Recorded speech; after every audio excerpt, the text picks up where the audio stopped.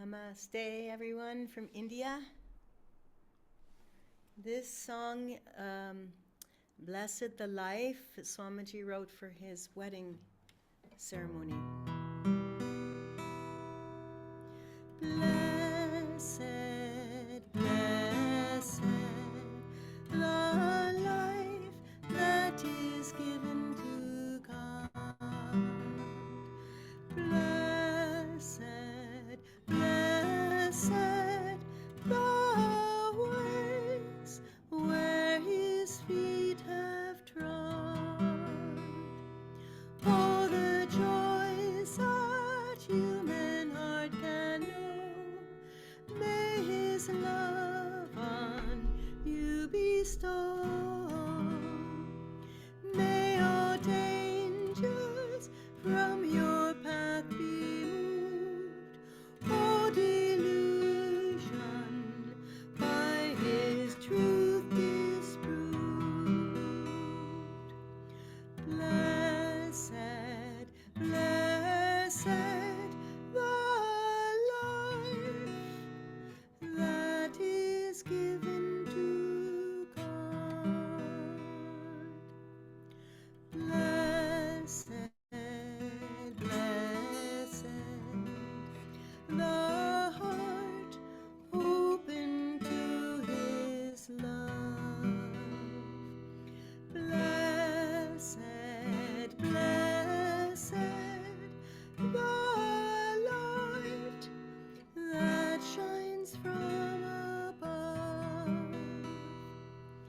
All the wealth for which man ever schemed, all the beauty ever dreamed, all the gains for which men sigh and moan, will be harvested in God alone.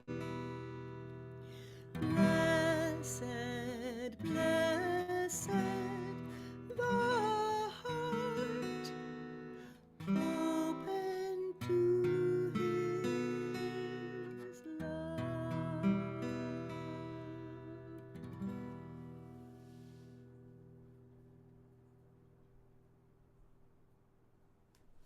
Thank you, Duty. That was beautiful. And I'd like to ask Jackie and Shannon to come up to share in the chant Gurudeva Om. It's on page 25 of your chant books, number 71. One can stand or just whatever. It's pretty easy.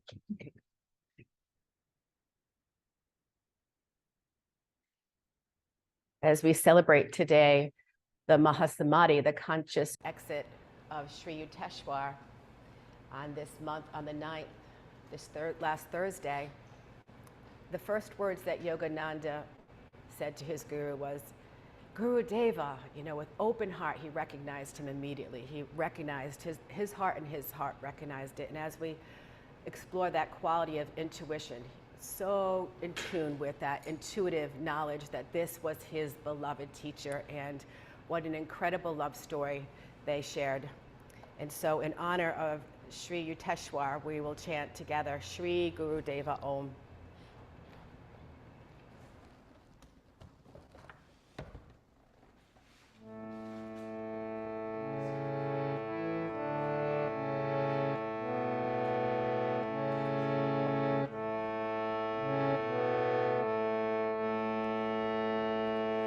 Shri Gurudeva Om.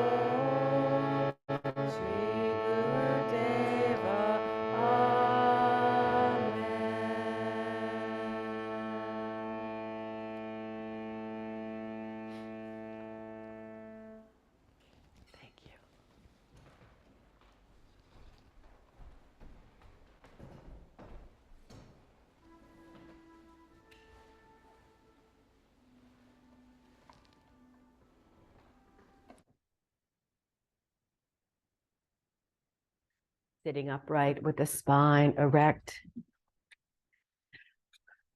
We'll meditate, developing intuitive guidance, beginning with measured breathing. Begin bringing your focus at the root chakra. And for a count of 7, we'll inhale through the nose for a count of 7, and then hold at the spiritual eye for a count of 7, and then exhale down the spine for a count of 7. You may want to just tune into or mentally chant in each one of the energy centers of the body as we're opening up today the channel of intuition through this meditation. So I'll count with us. So let's begin together, inhaling through the nose, the base spine, inhaling.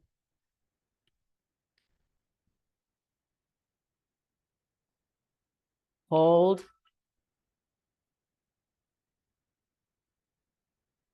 Exhale.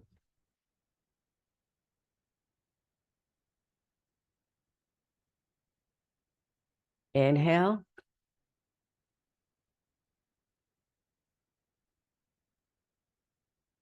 Hold. Om, om, om, om, om, om. And exhale.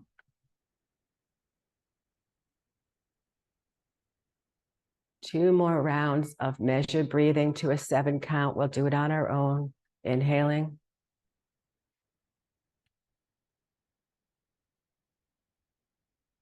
Hold.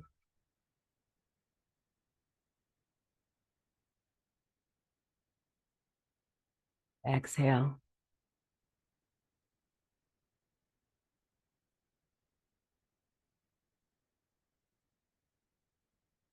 And inhale.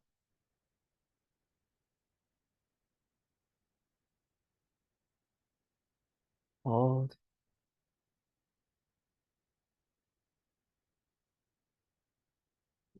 And exhale.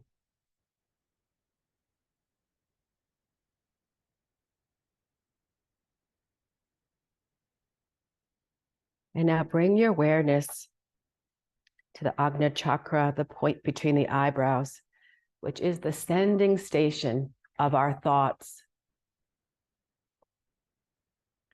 And now ask for guidance from the superconsciousness. You can send out a strong thought like, what shall I do in this situation? Or guide me, Spirit.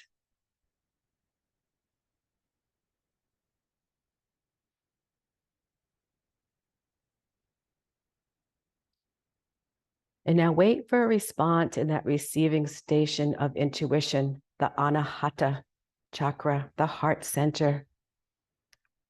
This receiving station is completely impartial. And just to feel it intuitionally, a yes or a no answer. The more and more we work on this in meditation, the more the answers come very clear, very strong within us.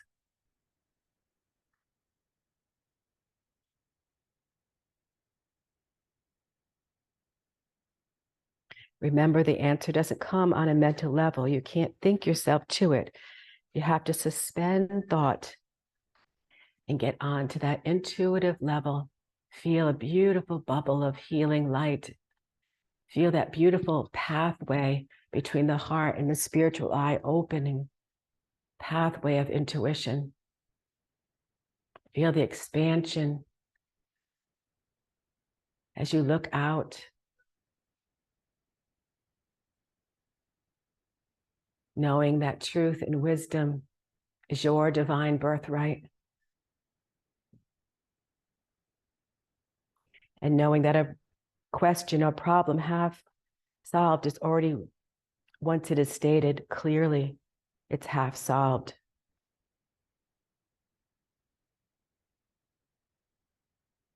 So remember, in seeking guidance from a clear mental picture of the question you have, then hold that picture up to the superconsciousness at the point between the eyebrows.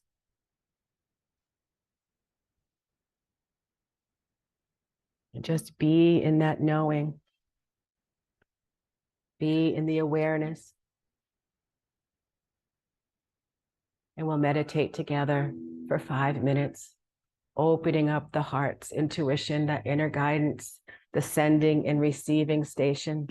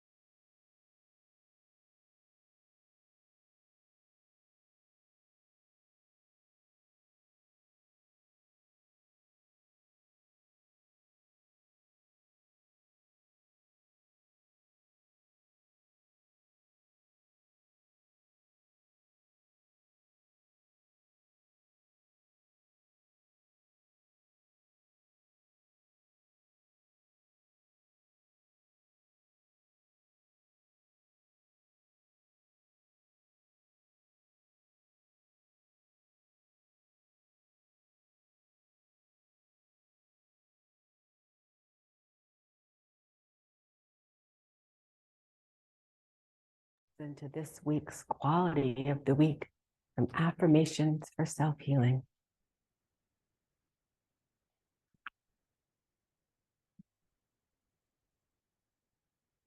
This week's affirmation is willpower. Willpower, and not the vague abstraction luck, is the secret of true achievement.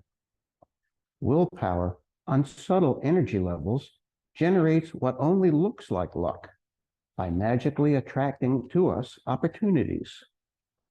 Our will is strengthened by removing from our minds the no-saying tendency, the obstructions of doubt, of laziness, and of fear. Yes, even the fear of success. Willpower is developed by persevering to the conclusion of whatever one attempts. One should start first with little undertakings, then proceed to bigger ones. Infinite willpower comes from harnessing the little human will to God's infinite, all-powerful consciousness. Now, please repeat after me, first in a loud, energetic voice. My will is to do that which is right to do. My will is to do that which is right to do. Part all you mountains that stand in my way. Part, all you mountains that stand in my way. Nothing can stop my progress. Nothing can stop my progress. Now in a more speaking tone. My will is to do that which is right to do. Part, all you mountains that stand in my way. Part, all you mountains that stand in my way. Nothing can stop my progress. Nothing can stop my progress. Now in a whisper. My will is to do that which is right to do. Part, all you mountains that stand in my way. Nothing can stop my progress. Now silently bringing the affirmation up to the spiritual eye. My will is to do that which is right to do. Part, all you mountains that stand in my way. Nothing can stop my progress. My will is to do that which is right to do. Part, all you mountains that stand in my way. Nothing can stop my progress.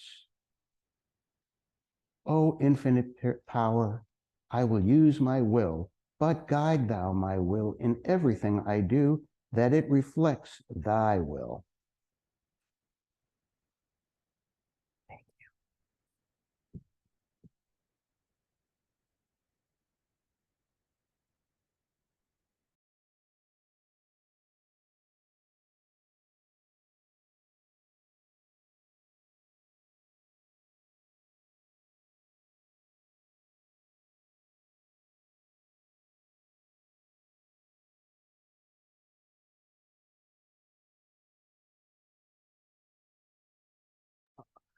And now we'll have our reading from Rays of the One Light.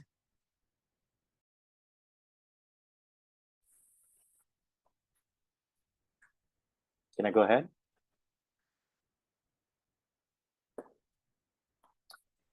Truth is one and eternal. Realize oneness with it in your deathless self within. The following commentary is based on the teachings of Paramhansa Yogananda. Jesus, when addressing his critics, appealed to reason and common sense. In his training of the disciples, however, he, like all great masters, encouraged in them the development of a higher faculty, soul intuition. For it is only by intuition that spiritual perceptions are achieved. In chapter 16 of the Gospel of St. Matthew, we find Jesus drawing on the intuition of his disciples by asking them who they thought he was in reality. They immediately understood that what he wanted from them was a subtle answer, not some obvious reply based on his nationality, sex, and the like. Peter it was, at last, who understood and answered the question on its intended level, the spiritual.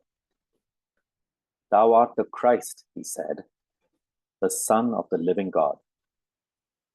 And Jesus turned to him, saying, Blessed art thou, Simon, son of Jonah, for not by human nature was this truth revealed to thee, but by my heavenly Father. And I tell thee this also, thou art Peter, which is to say, a rock, and upon this rock will I build my church, and never will the powers of darkness overwhelm it. Jesus was pleased with his disciple for relating to the question on its deepest level. Reason could not have given Peter that answer. The answer came through the faculty of soul intuition and proved him thereby to be a spiritually advanced disciple. It was his intuition, it was his intuitive perception, that insight which cannot be shaken by tempests of reasonable doubt, that Jesus praised in referring to him as a rock. The church he referred to next was the edifice of cosmic consciousness, Any outer church institution would have to depend, as in fact the Christian churches have always done, on the level of understanding of its individual leaders and members. Peter's intuitive perceptions could never have been passed on to an outward succession of prelates. Clarity comes by direct soul perception. Confusion results from excessive dependence on reason as the guide to understanding. As the second chapter of the Bhagavad Gita states, when your intellect, at present confused by the diversity of teaching in the scriptures, becomes steadfast in the ecstasy of deep meditation, then you will achieve final union with God. Thus, through Holy Scripture, God has spoken to mankind. Oh, oh, oh, oh, oh, oh, oh.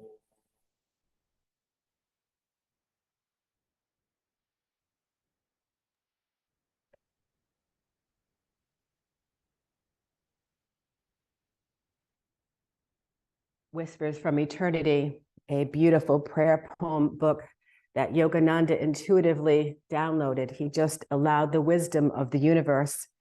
And in this chapter on invocations to the manifestation of God in the temple of great lives, the beautiful poem, My Guru, he wrote to Sri Yukteswar, his beloved guru. And we celebrate today the Mahasamadhi, the conscious exit of Sri Yukteswar on March 9th, and it was last Thursday. And we have a beautiful picture of them both together in India. Beautiful master with his guru. And this is a love poem that he wrote to him. Thou light of my life, thou camest to spread wisdom's glow over the path of my soul. Centuries of darkness dissolved before the shafts of thy luminous help.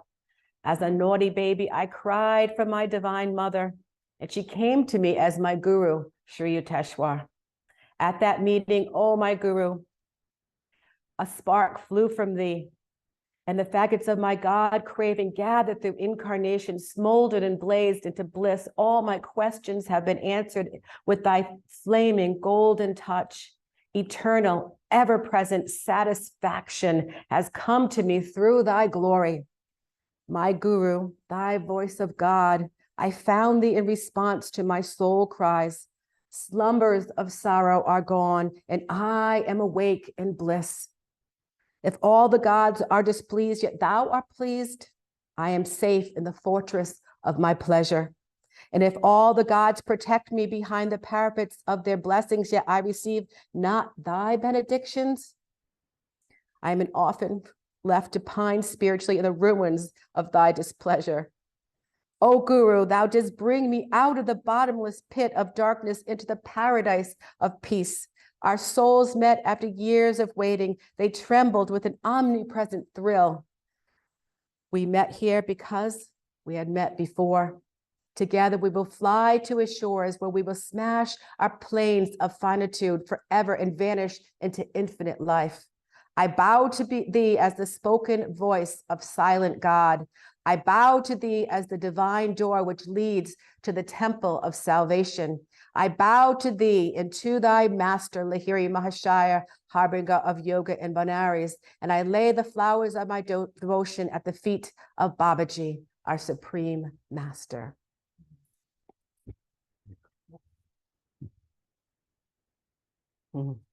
Intuition.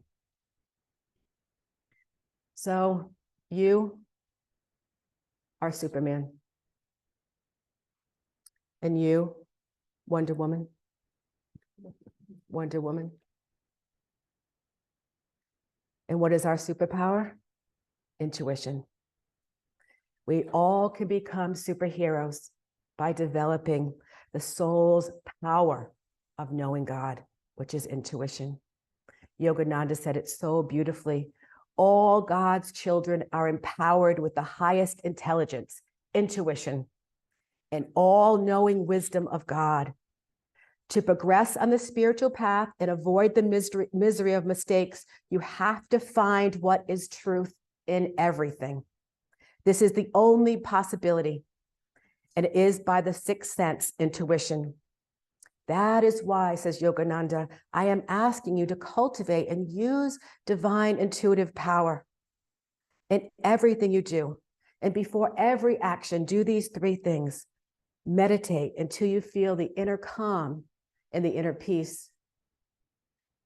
2, concentrate simultaneously at the heart and the spiritual eye. And thirdly, ask God directly, direct my intuition. Give me your inner guidance, Lord. So how do we develop this all-knowing power and wisdom of God? We can look to Sri Yukteswar on his beautiful Mahasamadhi week, the avatar of wisdom and intuition, an example of a true superhero.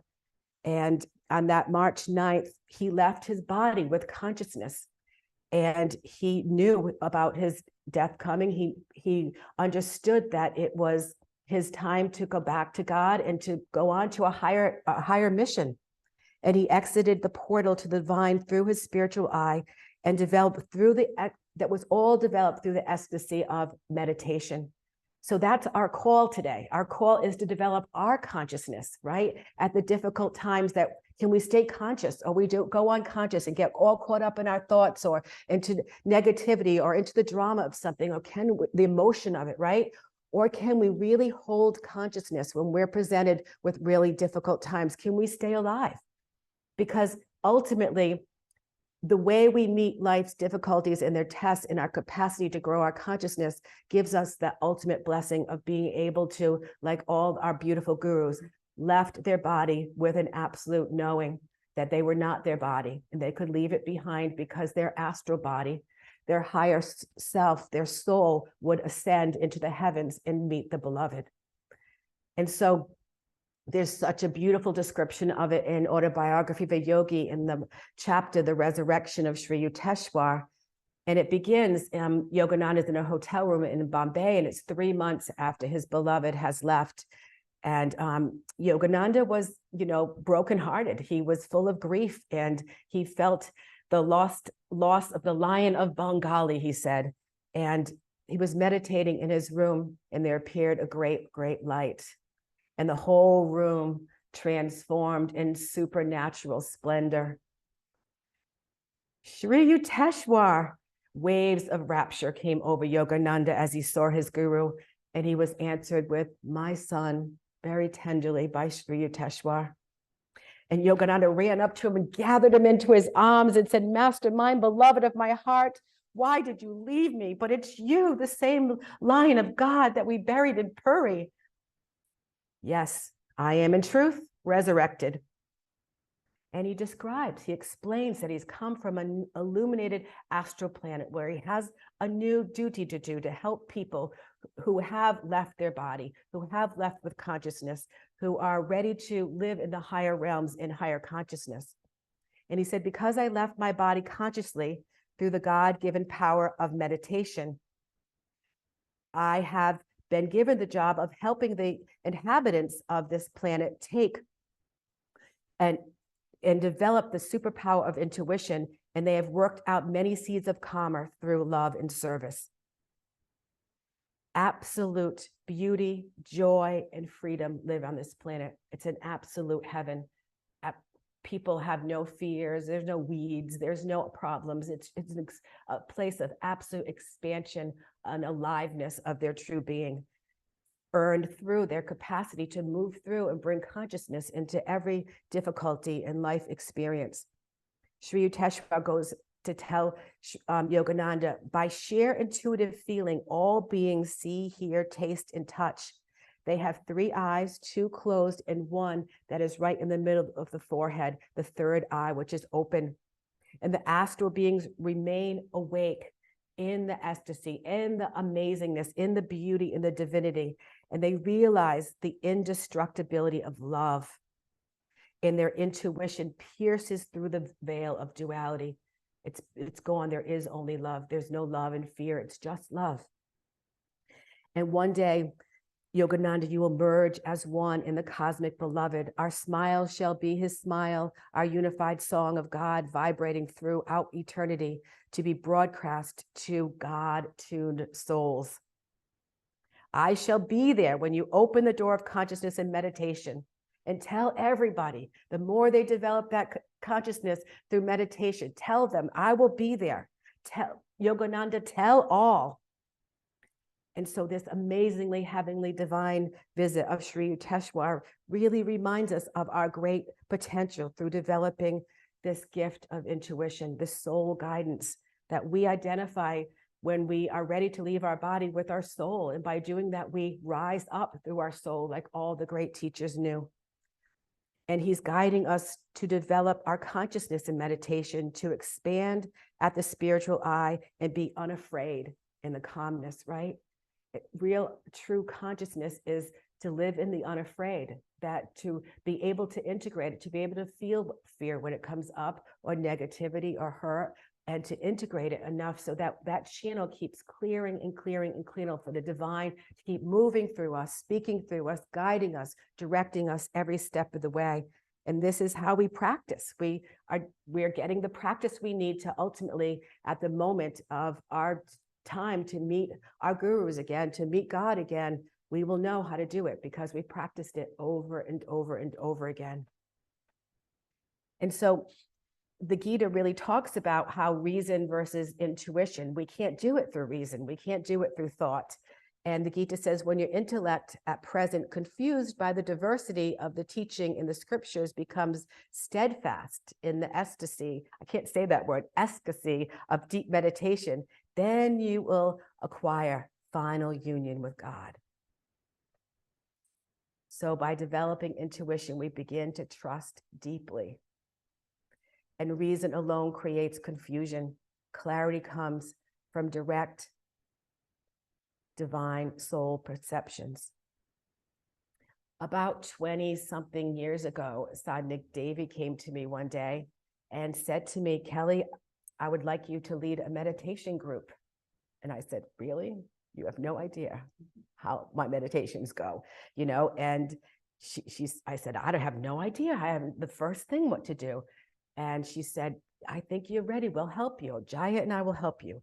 And so that began a 20+ years of weekly, except for during COVID, I think, that there's been a meditation group in Soderstown at first, and then it came to Wickford. And what an incredible learning experience. What a creative way of understanding, like how when I tried to think my way through it, I got blocked so much. And then when I found ways to let my channel open, let the intuition and be creative, I could feel like, oh, this would be fun to do. I remember even one time, Jitendra and I did a Valentine's meditation on a Thursday night, and we had everybody marry God. We had all flowers and candles, and it was so beautiful. And so we tried to like really, bring it into this, like a little workshop each time before we meditated and try to inspire people. And it became this really beautiful, creative flow. And I felt so blessed for having it. And I deep fears of public speaking and not feeling good enough. Really, I was overcome through that, and really understood when I was in my reason, I wasn't able to get where I needed to truly be. And I was in fear oftentimes. And to get to that creative flow of grace, I needed to use my meditation, and I needed to be able to bridge that gap. And so, I noticed when I was talking about it, and sometimes the same thing happens through preparing for Sunday service, that my inner voice can become overcome by the ego, and just block out that intuition. So in the beginning, my reason said, this always happens to me. I'm not good enough to do this. I can't do this alone. And then I would stand back and my intuition would come through, I'd get into that peace, and I would hear, God will guide my reason, will, and activity. And then he sent me helpers. And my reasonable mind would say, I have to learn everything and know everything that needs to know. I have to know it. And I have to have it all played out perfectly, or I will fail, And then my intuition said, Surrender to me. Trust God. Nothing happens outside of God's will. And sometimes that inner reason would get back in there and say things like, I can't help people in meditation. People are going through so much stuff. This world is so complex and full of difficulties and darkness. I can't do that, help them. And then I heard, change not our circumstances, Lord, change us. And then Kelly, be the change, you know? And so that intuition is the inspiration that comes directly from God, whereas that reason we start to fight, and that conflict is what builds our ego. So it's about really rising above the mind. You know, recently I was emailing with Nayaswami Maria, and she was telling me about how she prepared for Sunday service. And, you know, it's taken her a long time, but she goes through those 3 steps, you know, where she stops and gets into the calm. She focuses on the point between the eyebrows and at the receiving station, and then the sending station, then the receiving station of the heart. And then she waits and she asks, guide me, Lord. And something happens. It comes through, that truth comes through. And then the adventure of investigating and looking at the topic, and what do I know about intuition, and how can I grow it more? And it's just a beautiful opening that can happen. You know, through our meditation, our inner and outer world completely changes. The more we do it, the more we know it. And intuition is one of the greatest superpowers that we can develop through it.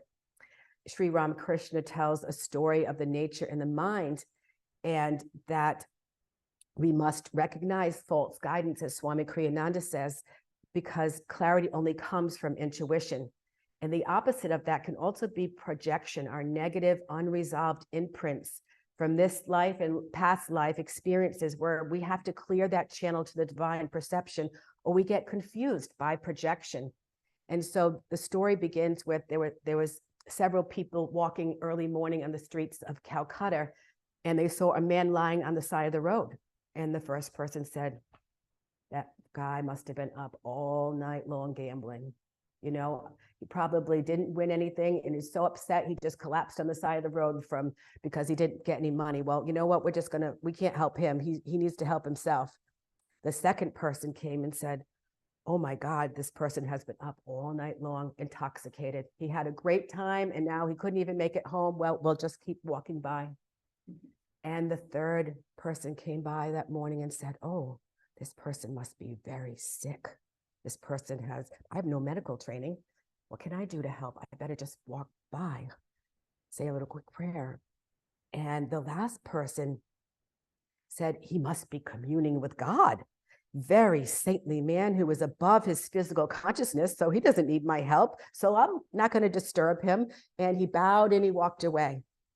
So all of these people, they all saw the same exact situation. They all saw the same man laying in the street, but through their projection, through their likes and dislikes, through their way of seeing things in the world, and seeing what's in themselves, they projected onto that situation what they thought it was.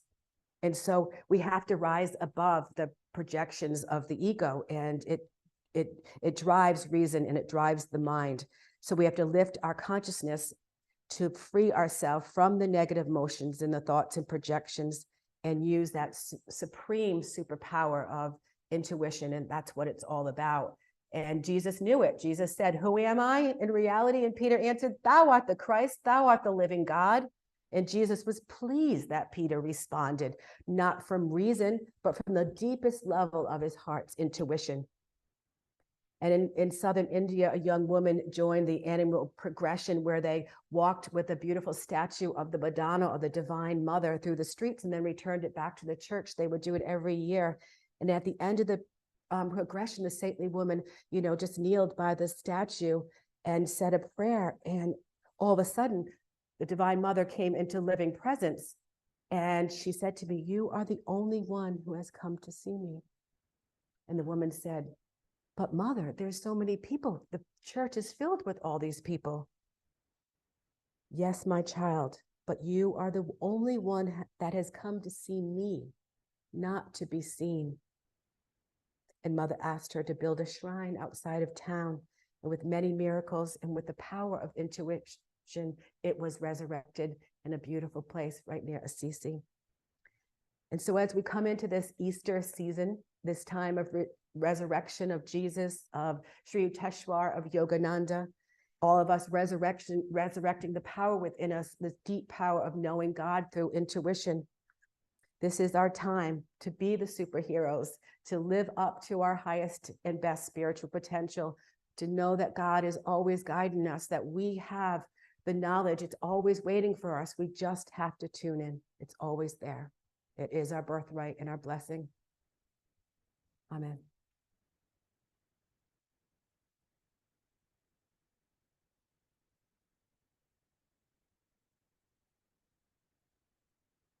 And now we'll have our offering.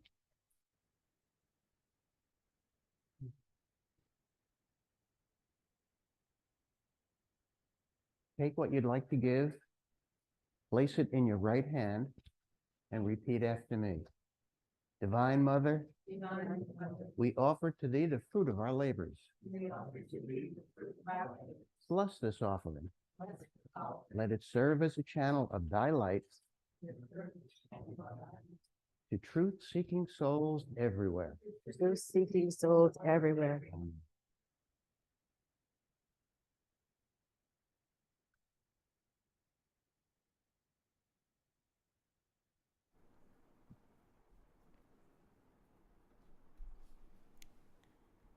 This song, Keep Calling Him, is words from two of Master's poems put to music by Maitri, who lives at Ananda Village. And it is pretty much everyone's favorite.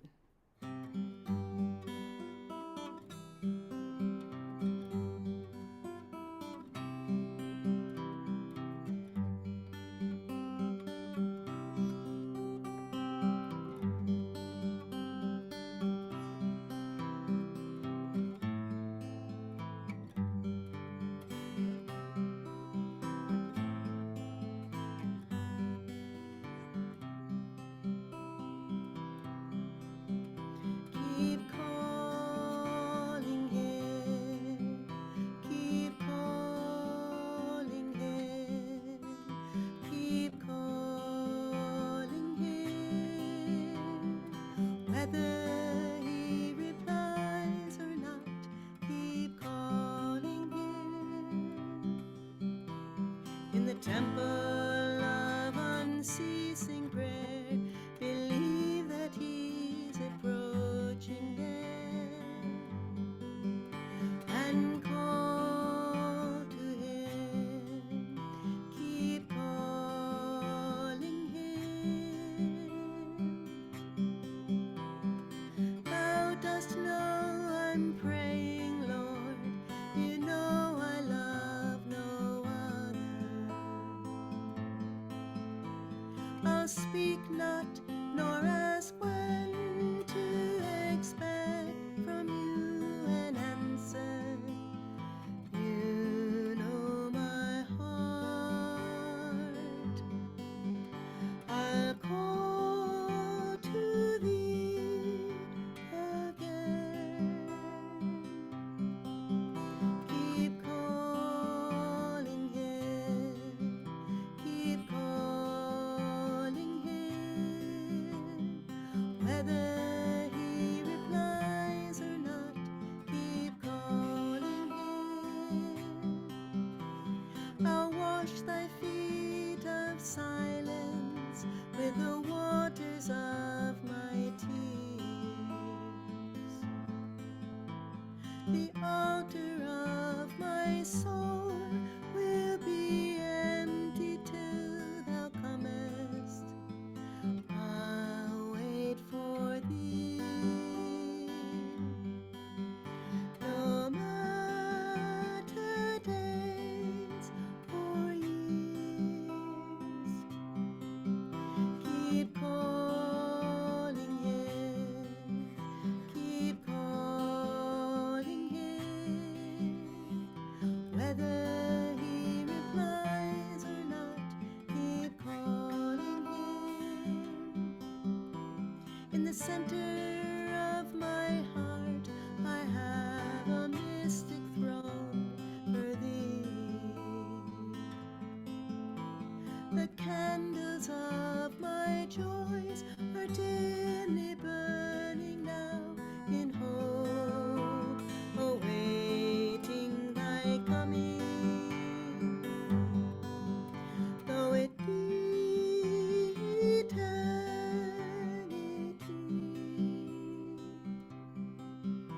keep calling him, keep calling him. Whether he replies or not, keep calling him.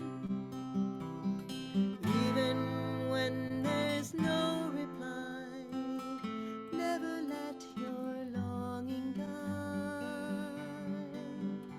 and call to him, keep calling him. Remain persistent, undepressed, through dark and seeming silence. If in the midst of life, disease, and death you play the dancer, yet keep calling him, you will receive